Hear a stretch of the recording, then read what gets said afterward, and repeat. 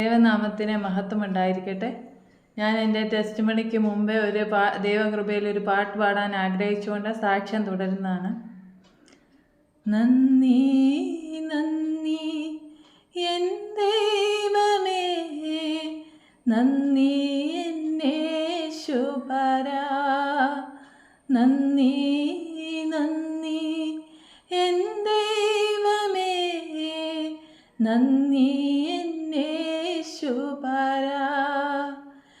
എണ്ണമില്ലാതുള്ള നന്മകൾക്കും അത്ഭുതമാർന്ന നിൻ സ്നേഹത്തിനും നന്ദി നന്ദി എൻ ദൈവമേ, നന്ദി എന്നേശുപരാ.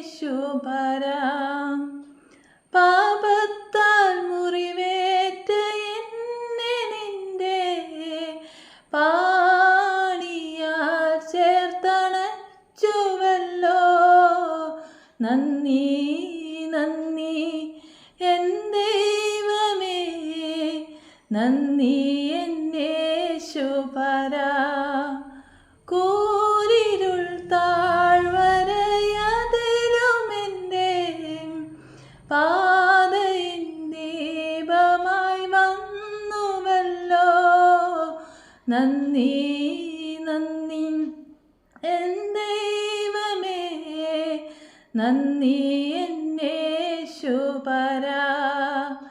ജീവിത ശൂന്യതയിൻ നടുവിൽ നിറവായ അനുഗ്രഹം ചൊരിഞ്ഞുവല്ലോ, നന്ദി നന്ദി എൻ ദൈവമേ, നന്ദി എന്നേശുപരാ.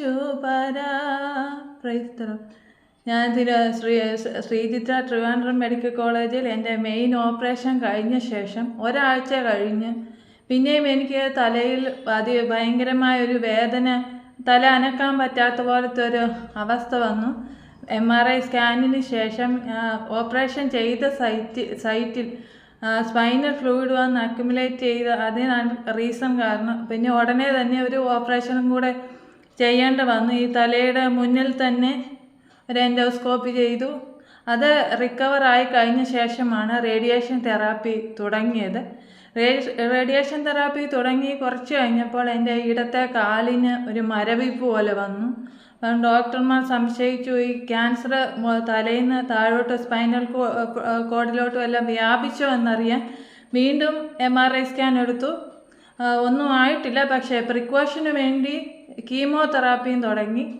28 റേഡിയേഷന് തുടങ്ങിയതാണ്. പിന്നെ തുടർന്ന് 35 റേഡിയേഷനാക്കി കീമോതെറാപ്പിയും തുടർന്നു. ഇതിൻ്റെ ഇടയിൽ ഞാൻ പാടിയതുപോലെ തന്നെ ദൈവത്തിൻ്റെ എണ്ണമില്ലാത്ത നന്മകൾ തുടക്കം മുതൽ ഇന്നുവരെയും നടന്നുകൊണ്ടിരിക്കുന്നു.